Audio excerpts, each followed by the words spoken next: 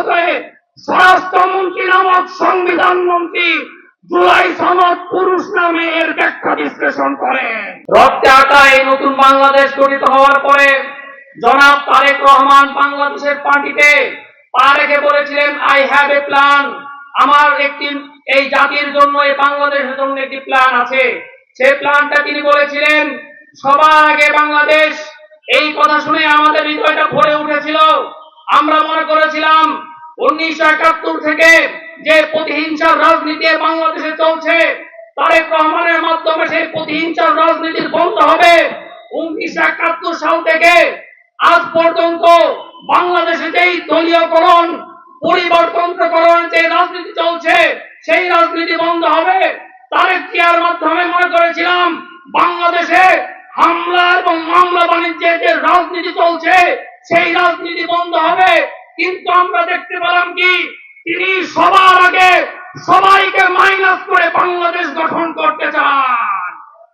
সংগ্রামী ভাইরা আমার, আমরা দেখেছি ঢাকা উত্তর সিটি, ঢাকা দক্ষিণ সিটি সহ প্রত্যেকটা সিটি কর্পোরেশনে তিনি দলীয় লোককে নিয়োগ দিয়েছেন। এই সরকার ক্ষমতায় আসার পরে আমরা মনে করেছিলাম 2009 সালে পিলখানায় আমার বাংলাদেশের মেরুদণ্ড সেনাবাহিনীকে যেভাবে হত্যা করা হয়েছে, সেই হত্যাকাণ্ডের বিচার হবে। 2013 সালে শাপলা চত্বরে নবী প্রেমীদের উপর যেভাবে পাখির মতো গুলি করা হয়েছিল, সেই হত্যাকাণ্ডের বিচার হবে। 2021 সালে মোদী বিরোধী আন্দোলনে আমাদের ভাইদেরকে যেভাবে হত্যা করা হয়েছিল, সেই হত্যাকাণ্ডের বিচার হবে। কিন্তু এইগুলো নিয়ে আলোচনা বাদ দিয়ে সংসদে স্বরাষ্ট্রমন্ত্রী নামক সংবিধান মন্ত্রী জুলাই সনদ পুরুষ নামে এর ব্যাখ্যা বিশ্লেষণ করেন। সংগ্রামী ভাইরা আমার, আমাদের কথা হলো এই দেশের 70% মানুষ গণভোটের মাধ্যমে জুলাই সনদ বাস্তবায়নের জন্য ভোট দিয়েছে। আপনার জনগণের ম্যান্ডেট বোঝার চেষ্টা করুন, জনগণের মতামতকে অগ্রাধিকার দেওয়ার চেষ্টা করুন।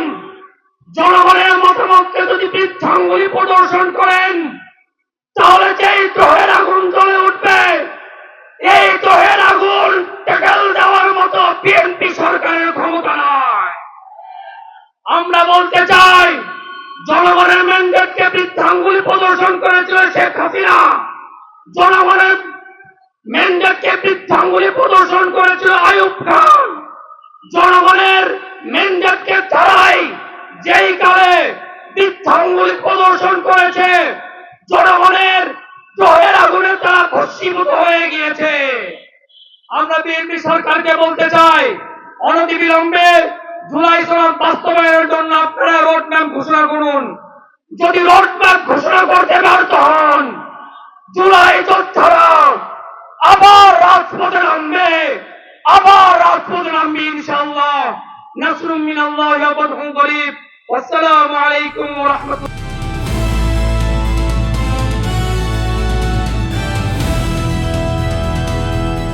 দিনাজপুর টিভি, মানুষের জীবনের কথা বলে।